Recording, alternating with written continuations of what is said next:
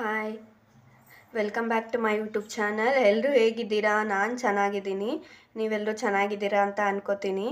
ಇವತ್ತು ಶುಕ್ರವಾರ, ಬೆಳಗ್ಗೆನೇ ಎದ್ದು ಆಲ್ರೆಡಿ ಪೂಜೆ ಎಲ್ಲ ಆಗಿದೆ. 5 ಗಂಟೆಗೆ ಎದ್ದಿದ್ದೆ. ಎದ್ದು ಪೂಜೆ ಮಾಡಿ ನನ್ನ ಮಗಳನ್ನ ಸ್ಕೂಲಿಗೆ ಬಿಟ್ಟು ಬಂದು ಇವಾಗ ವ್ಲಾಗ್ ಸ್ಟಾರ್ಟ್ ಮಾಡ್ತಾ ಇದ್ದೀನಿ. ಬೆಳಗ್ಗೆ 5 ಗಂಟೆಗೆ ಎದ್ದೆ, ಬಟ್ ವ್ಲಾಗ್ ಸ್ಟಾರ್ಟ್ ಮಾಡೋಕ್ಕಾಗಿರಲಿಲ್ಲ. ಆದ್ದರಿಂದ ಈಗ ವ್ಲಾಗ್ ಸ್ಟಾರ್ಟ್ ಮಾಡ್ತಾ ಇದ್ದೀನಿ. ಬೆಳಗ್ಗೆದೆಲ್ಲ ವೀಡಿಯೋ ಮಾಡಿದ್ದೀನಿ. ಬೆಳಗ್ಗೆ ಎದ್ದು ಏನೇನು ಮಾಡಿದೆ ಅಂತ ಹೇಳ್ಬಿಟ್ಟು ಎಲ್ಲ ವೀಡಿಯೋ ಮಾಡಿದ್ದೀನಿ, ಹೋಗಿ ನೋಡ್ಕೊಂಬನ್ನಿ.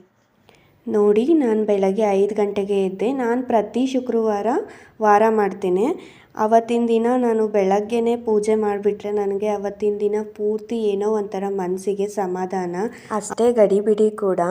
ಯಾಕಂದರೆ ಬೆಳಗ್ಗೆನೇ ಪೂಜೆ ಮುಗಿಸೋದು ಒಂದು ಕಡೆ ಆದರೆ ನನ್ನ ಮಗಳನ್ನ ಸ್ಕೂಲಿಗೆ ಕಳಿಸ್ಬೇಕು. ಅವಳು ಸ್ಕೂಲ್ ಸ್ಟಾರ್ಟ್ ಆಗೋದು 9 ಗಂಟೆಗೆ. ಅಷ್ಟರಲ್ಲಿ ನಾನು ಎಲ್ಲ ಕೆಲಸನೂ ಮುಗಿಸ್ಕೊಂಡ್ಬಿಡ್ಬೇಕು. ಮೊದಲು ನಾನು ಅಡುಗೆ ಮನೆನ ಕ್ಲೀನ್ ಮಾಡ್ಕೊಂಡ್ಬಿಡ್ತೀನಿ. ಅಡುಗೆ ಮನೆ ಒಂದು ಕ್ಲೀನ್ ಮಾಡಿಕೊಂಡ್ರೆ ಮನೇನ ಗುಡಿಸಿ ಒರೆಸೋದೇನು ತುಂಬ ಟೈಮ್ ತೊಗೊಳ್ಳಲ್ಲ. ಅಡುಗೆ ಮನೆ ಕ್ಲೀನ್ ಮಾಡೋದೇ ಸ್ವಲ್ಪ ಜಾಸ್ತಿ ಟೈಮ್ ತೊಗೊಳುತ್ತೆ. ಈಗ ನಾನು ಮನೇನ ಒರೆಸಿ ಗುಡಿಸ್ಕೊಂಡೆ. ಆಮೇಲೆ ಹೊರಗಡೆ ಬಾಗಿಲನ್ನ ತೊಳೆದು ರಂಗೋಲಿ ಹಾಕಿ ಬಂದು ಬೆಳಗಿನ ತಿಂಡಿನ ಸ್ಟಾರ್ಟ್ ಮಾಡಿಕೊಂಡೆ. ನಾನು ವಾರ ಮಾಡೋ ದಿನ ಆದಷ್ಟು ಸ್ವಲ್ಪ ಬೇಗ ಆಗೋ ತಿಂಡಿಗಳನ್ನೇ ಮಾಡ್ತೀನಿ. ಇವತ್ತು ನಾನು ನಿಂಬೆಹಣ್ಣಿನ ಚಿತ್ರಾನ್ನ ಮಾಡಿಕೊಂಡೆ. ಚಿತ್ರಾನ್ನ ಮಾಡಿ ಅಷ್ಟರಲ್ಲಿ ನನ್ನ ಮಗಳು ಎದ್ಬಿಟ್ಲು. ಅದಾದಮೇಲೆ ಅವಳಿಗೆ ಸ್ನಾನ ಮಾಡಿಸಿ ನೆಕ್ಸ್ಟ್ ನಾನು ಸ್ನಾನ ಮಾಡಿಕೊಂಡು ಪೂಜೆನ ಸ್ಟಾರ್ಟ್ ಮಾಡಿದೆ. ಪೂಜೆ ಆಗೋ ಅಷ್ಟರಲ್ಲೇ ಆಗಲೇ ಟೈಮ್ ಆಗೋಗ್ಬಿಟ್ಟಿತ್ತು. ನನ್ನ ಮಗಳನ್ನ ಬೇಗ ಬೇಗ ರೆಡಿ ಮಾಡಿದೆ. ಅವಳು ಸ್ಕೂಲಿಗೆ ಹೋಗೋದು ಅಂದರೆ ಏನೋ ಖುಷಿಯಾಗೇ ಹೋಗ್ತಾಳೆ. ಆದರೆ ರೆಡಿ ಆಗೋದು ಮಾತ್ರ ತುಂಬ ಲೇಟು, ತುಂಬ ನಿಧಾನ, ಮಾತುಗಳು ಜಾಸ್ತಿ. ಅವಳ ಮಾತುಗಳನ್ನ ಕೇಳ್ಕೊಂಡು ನಾನು ರೆಡಿ ಮಾಡೋ ಅಷ್ಟರಲ್ಲಿ ಸಾಕಾಗಿ ಹೋಗುತ್ತೆ. ನೋಡಿ, ಪೂಜೆ ಆಗಿದೆ. ಇಲ್ಲೇನಂದರೆ ಈ ಮನೆಯಲ್ಲಿ ದೇವ್ರ ಮನೆ ಇಲ್ಲ, ಹಾಗೆ ಒಂದು ಗೂಡು ಥರ ಮಾಡಿದ್ದಾರೆ. ಅದರಲ್ಲೇ ದೇವ್ರ ಫೋಟೋ ಇಟ್ಕೊಂಡು ಪೂಜೆ ಮಾಡ್ತೀನಿ.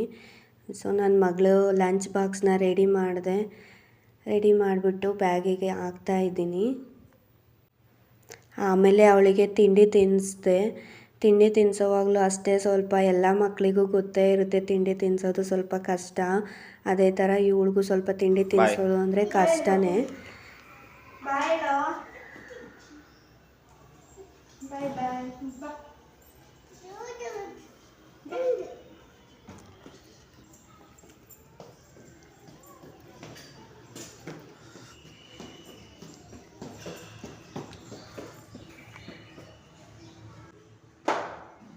ಬಾಯ್ ಮಗನೇ.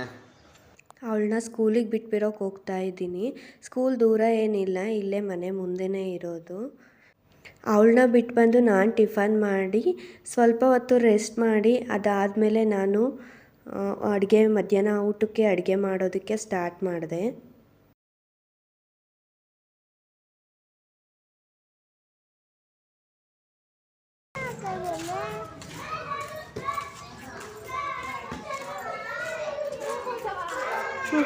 ನಡಿ ಅಮ್ಮು.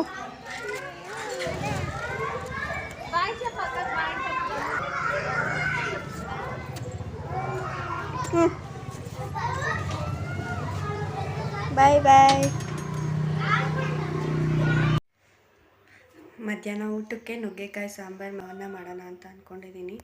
ಬನ್ನಿ ಕ್ವಿಕ್ಕಾಗಿ ಹೇಗೆ ಮಾಡೋದು ಅಂತ ಹೇಳ್ಬಿಟ್ಟು ತೋರಿಸ್ಕೊಡ್ತೀನಿ ನೋಡಿ. ಮೊದಲನೇದಾಗಿ ನಾನು ಕುಕ್ಕರ್ಗೆ ಒಂದು 2 ಹಿಡಿಯಷ್ಟು ಬೇಳೆನ ಹಾಕೋತಾ ಇದ್ದೀನಿ. ನಮ್ಮ ಮನೇಲಿ ನಾನು ಮತ್ತು ನನ್ನ ಹಸ್ಬೆಂಡ್ ಇಬ್ಬರು ಇರೋದ್ರಿಂದ ನಮಗೆ 2 ಹಿಡಿ ಬೇಳೆ ಸಾಕಾಗುತ್ತೆ. ನೀವು ನೋಡಿ ನಿಮ್ಮ ಮನೇಲಿ ಎಷ್ಟು ಜನ ಇರ್ತಾರೆ ಅದ್ರ ಮೇಲೆ ನೀವು ಕ್ವಾಂಟಿಟಿನ ಇನ್ಕ್ರೀಸ್ ಆರ್ ಡಿಕ್ರೀಸ್ ಮಾಡ್ಕೋಬೋದು. ನೋಡಿ, ಬೇಳೆ ತೊಳ್ಕೊಂಬಂದಿದ್ದೀನಿ. ಈಗ ಈ ಬೇಳೆಗೆ ನಾನು 2 ಮೀಡಿಯಮ್ ಸೈಜ್ದು ಟೊಮೆಟೊನ ಹಾಕೋತಾ ಇದ್ದೀನಿ. ಈ ಥರ 4 ಪೀಸಸ್ ಆಗಿ ಕಟ್ ಮಾಡಿ ಹಾಕ್ತಾಯಿದ್ದೀನಿ. ಈ ಸೈಜ್ದು 2 ಈರುಳ್ಳಿನ ನಾನು ಕಟ್ ಮಾಡಿ ಹಾಕೋತಾ ಇದ್ದೀನಿ. ಸೊ ನೋಡಿ, 2 ಮೀಡಿಯಮ್ ಸೈಜ್ದು ಈರುಳ್ಳಿನ ಕಟ್ ಮಾಡಿ ಹಾಕೋತಾ ಇದ್ದೀನಿ. ಅದ್ರ ಜೊತೆಗೆ ಒಂದು 7ರಿಂದ 8 ಎಸಳಷ್ಟು ಬೆಳ್ಳುಳ್ಳಿ. ಓಕೆ, ಸೊ ನೋಡಿ, 1.5 ಗ್ಲಾಸಷ್ಟು ನೀರು ಹಾಕಿದ್ದೀನಿ. ಈಗ ಸ್ವಲ್ಪ ಆಯಿಲ್ ಹಾಕಿದ್ದೀನಿ ಮತ್ತು ಸ್ವಲ್ಪ 1 ಟೀ ಸ್ಪೂನಷ್ಟು ಅರಿಶಿನ ಹಾಕಿ ಕುಕ್ಕರ್ ಲಿಡ್ನ ಕ್ಲೋಸ್ ಮಾಡಿ 1-2-3 ವಿಸಿಲ್ಸ್ ಕೂಗಿಸ್ತೀನಿ.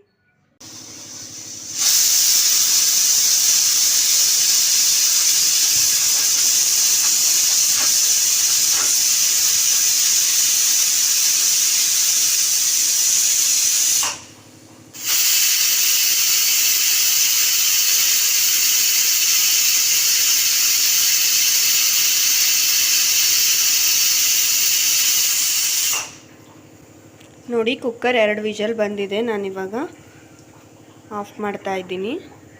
ಹಾಗೆ ಪಕ್ಕದಲ್ಲಿ ರೈಸ್ಗೆ ಕೂಡ ಇಟ್ಟಿದ್ದೀನಿ.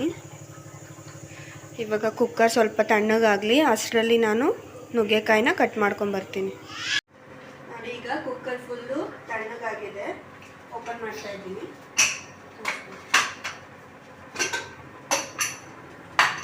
ನೋಡಿ ಫುಲ್ ಕ್ಲೀನಾಗಿ ಚೆನ್ನಾಗಿ ಬೆಂದ್ಕೊಂಡಿದೆ. ಇವಾಗ ಇದರಲ್ಲಿರೋ ನೀರನ್ನು ಸಪ್ರೇಟ್ ಮಾಡ್ತಾ ಇದ್ದೀನಿ.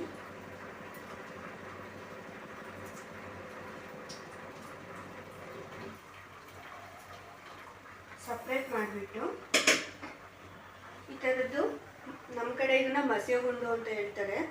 ಇದರಲ್ಲಿ ಇದನ್ನು ಮ್ಯಾಶ್ ಮಾಡ್ಕೊತೀನಿ. ಈ ಥರ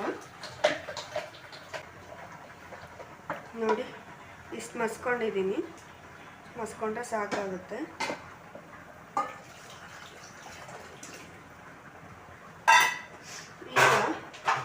ಈಗ ಇಲ್ಲಿ ಒಂದು ನಿಂಬೆ ಹಣ್ಣಿನ ಗಾತ್ರದೊಂದು ಹುಣಸೆಹಣ್ಣು ನೆನೆ ಹಾಕಿಟ್ಕೊಂಡಿದ್ದೆ, ಅದನ್ನು ಕಿವುಚ್ಕೊತಾ ಇದ್ದೀನಿ. ಕಿವುಚ್ಕೊಂಡು ಆ ಹುಣಸೆ ಹಣ್ಣೆಲ್ಲ ಆಚೆ ತಕ್ಕೋತಾ ಇದ್ದೀನಿ. ತಕ್ಕೊಂಡಾದಮೇಲೆ ಅದೇ ಹುಣಸೆ ಹುಳಿಗೆ 1-2 ಟೇಬಲ್ ಸ್ಪೂನಷ್ಟು ಸಾಂಬಾರು ಪೌಡರ್ನ ನಾನು ಹಾಕೋತಾ ಇದ್ದೀನಿ. ಕ್ಲೀನಾಗಿ ಗಂಟಿಲ್ಲದೆ ಇರೋ ಹಾಗೆ ಮಿಕ್ಸ್ ಮಾಡ್ಕೊಳ್ಳೋಣ. ಮಿಕ್ಸ್ ಮಾಡ್ಕೊಂಡು ಎತ್ತಿಟ್ಟು ಸಾಂಬಾರಿಗೆ ಈಗ ಒಗ್ಗರಣೆ ಮಾಡೋಣ.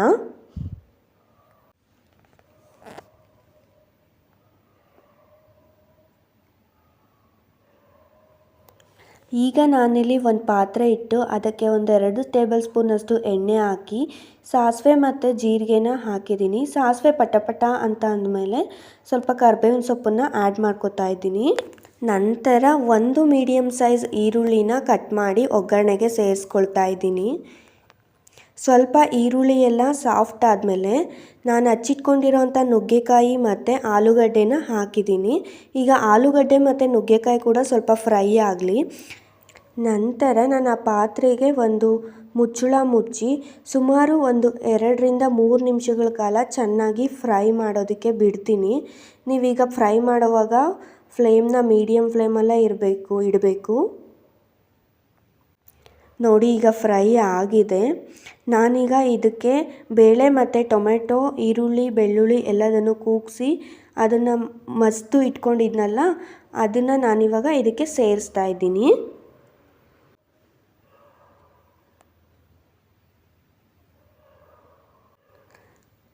ಬೇಳೆನ ಸೇರಿಸಿದ್ದಾದಮೇಲೆ ನಾವು ಹುಣಸೆ ಹುಳಿ ಮತ್ತು ಸಾಂಬಾರು ಪೌಡರ್ನ ಕಲಸಿ ಇಟ್ಕೊಂಡಿದ್ವಲ್ಲ, ಅದನ್ನು ಕೂಡ ಇವಾಗ ನಾನು ಸೇರಿಸ್ಕೊತಾ ಇದ್ದೀನಿ. ಅದಾದಮೇಲೆ ನಮಗೆ ರುಚಿಗೆ ಎಷ್ಟು ಬೇಕೋ ಅಷ್ಟು ಉಪ್ಪನ್ನು ಹಾಕ್ಕೋಬೇಕು. ನೀವು ಸಾರು ಕನ್ಸಿಸ್ಟೆನ್ಸಿ ನೋಡ್ಕೊಳ್ಳಿ. ನಿಮಗೆ ಗಟ್ಟಿ ಬೇಕು ಅಂತಂದರೆ ಗಟ್ಟಿ, ಮೀಡಿಯಮ್ ಬೇಕು ಅಂತಂದರೆ ಮೀಡಿಯಮ್ಮು. ನಾನಿಲ್ಲಿ ಮೀಡಿಯಮ್ ಬೇಕು, ಸೊ ಮೀಡಿಯಮ್ಮಾಗೆ ಮಾಡ್ಕೊಂಡಿದ್ದೀನಿ. ಅದಾದಮೇಲೆ ಒಂದು ಲಿಡ್ನ ಕ್ಲೋಸ್ ಮಾಡಿ ಸುಮಾರು 10-15 ನಿಮಿಷ ಚೆನ್ನಾಗಿ ಕುದಿಸ್ಕೊಂಡಿದ್ದೀನಿ.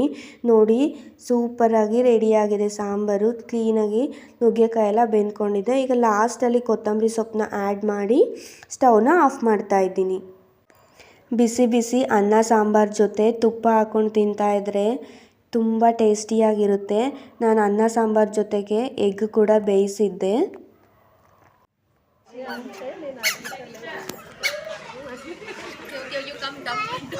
Bye, Prisha. Bye, Piku. Slowly.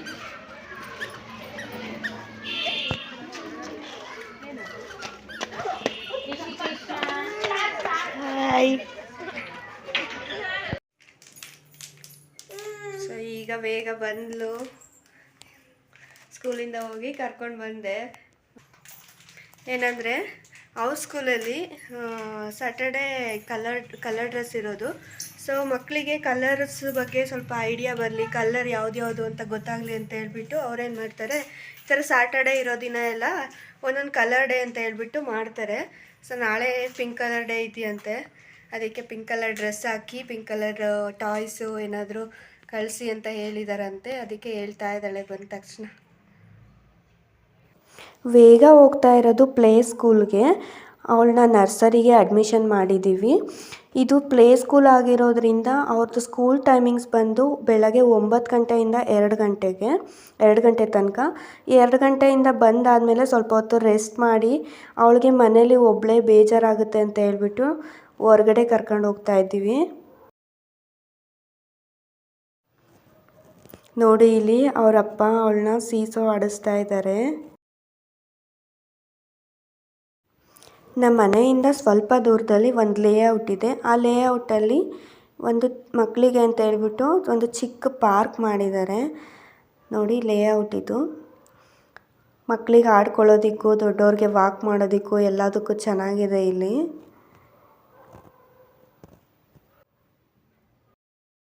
ಇಷ್ಟೊತ್ತು ಆಟ ಆಡ್ಕೊಂಡ್ಲು ಅಷ್ಟೇ ಫ್ರೆಂಡ್ಸ್. ಇವತ್ತಿನ ವ್ಲಾಗ್ನ ಇಲ್ಲಿಗೆ ಎಂಡ್ ಮಾಡ್ತಾ ಇದ್ದೀನಿ. ಇವಾಗ ಮನೆಗೆ ಹೊರಟಿದ್ದೀವಿ. ಬೇಗ ಹೇಳು. ನಮ್ಮ ಚಾನಲ್ಗೆ ಹೇಳಲ್ಲ. ನಮ್ಮ ಚಾನಲ್ಗೆ